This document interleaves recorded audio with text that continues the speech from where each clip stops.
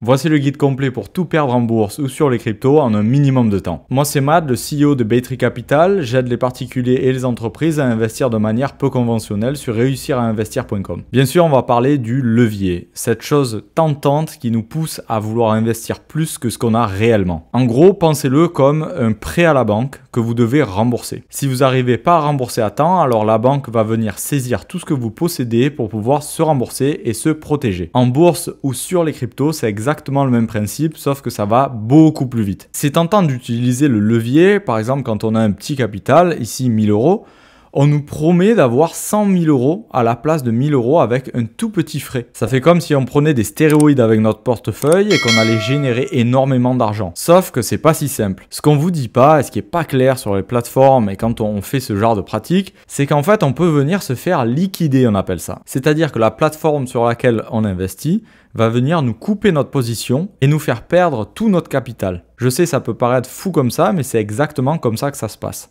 Ici, je vous ai mis les leviers. Donc, on peut prendre de différents leviers. C'est pas sur toutes les plateformes qu'on peut aller très haut, comme par exemple du x100. Mais sur certaines plateformes, on peut aller sur de x2, x3, x5, x10, x20, x50 et parfois x100. Et je vais vous montrer de combien de pourcents il faut que le prix se dirige à l'opposé de votre décision d'achat ou de vente pour que vous soyez liquidé. C'est-à-dire qu'on peut gagner de l'argent quand le marché descend et quand le marché monte. Donc si on se place à l'achat par exemple, qu'on pense que le marché va monter, alors si le prix descend de moins 16%, on sera liquidé, c'est-à-dire on perdra tout notre capital.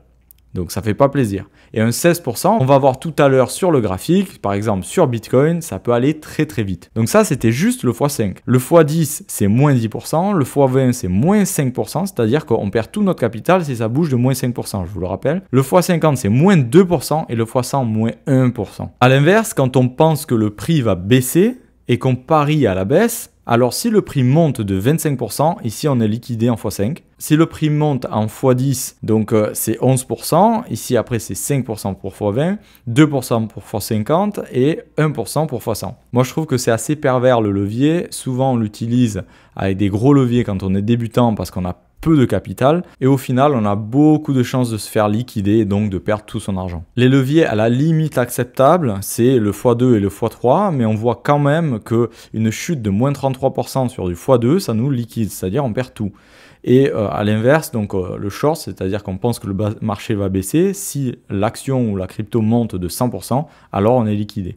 En x3, c'est moins 25 et plus 50%. C'est pas obligatoire qu'on perde tout notre capital parce qu'on a souvent le moyen d'isoler notre marge. C'est-à-dire qu'on peut isoler la position qu'on est en train de mettre en levier. Si par contre on croise notre levier, c'est-à-dire qu'on met tout notre capital pour pouvoir couvrir une position en levier, alors on a le risque de tout perdre. L'intérêt du levier, c'est souvent si on a un gros capital, on n'est pas obligé d'investir la totalité, voire une très grosse partie de notre capital pour pouvoir s'exposer comme on le voudrait à un marché ou à une crypto. C'est juste une manière de ne pas mettre tout notre argent à un endroit, mais plutôt de pouvoir le répartir, mais tout en gardant la capacité d'investissement de tout notre portefeuille. Pour vous montrer ce que ça représente concrètement, voici le graphique de Bitcoin. Donc là, on est le 15 janvier.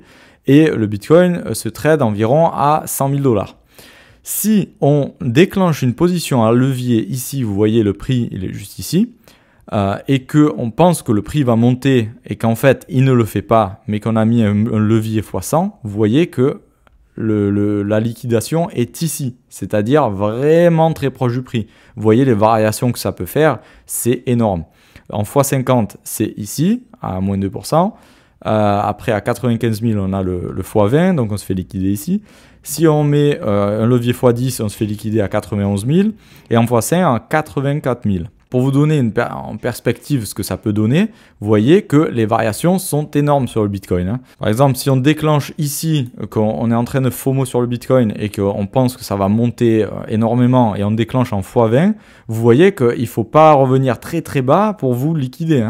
À moins 5%, on est ici et on est déjà liquidé. C'est-à-dire, on n'est même pas sous les plus bas. Alors en x100, n'en parlons pas, c'est énorme. Et si on zoome à l'intérieur de ce qui se passe dans la journée, ça peut faire des variations comme ça. Et là, on ne le verra pas parce que c'est à la clôture de chaque bougie, c'est-à-dire à la clôture de chaque jour, on a le trade qui se met à jour. Mais à l'intérieur de la journée, souvent, on a plein de chasses de liquidité, on appelle ça, pour justement liquider un maximum de traders ou d'investisseurs. Je vais vous montrer sur une autre vidéo sur le site gratuit de CoinGlass ici, les liquidations qui peuvent venir se faire chasser. C'est-à-dire que là, en jaune, on a des accumulations de liquidation ou de stop. Ce n'est pas obligatoirement qu'on perd tout notre argent, mais en gros, les gens mettent des stops à ces niveaux-là.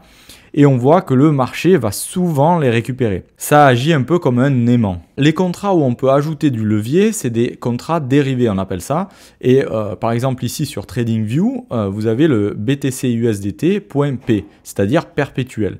C'est pas le Bitcoin lui-même qu'on achète, mais c'est des contrats dérivés, c'est-à-dire que c'est l'émetteur, par exemple Binance, qui nous donne la possibilité de mettre du levier sur ces contrats-là, avec beaucoup plus de liquidité aussi. Donc si on a beaucoup d'argent, au lieu de faire bouger le marché sur le marché spot qu'on appelle, alors on va venir sur les contrats perpétuels et donc il y a beaucoup plus de liquidité. Mais c'est là aussi qu'on peut ajouter des instruments comme le levier qui sont très dangereux. Donc là, vous avez le BTC perpétuel et là, vous avez le BTC spot. C'est-à-dire que sur la chart, vous allez voir aucune différence. Vous voyez, là, c'est toujours le même prix, etc. Mais on n'a pas de risque de liquidation de tout notre portefeuille parce qu'on a juste la variation du BTC en lui-même qui va nous faire varier notre portefeuille. Donc là, vous voyez que même si ça varie de moins 15%, on aura juste moins 15% sur notre portefeuille, ça ne va pas faire plaisir, mais en tout cas, on ne va pas perdre tout notre argent.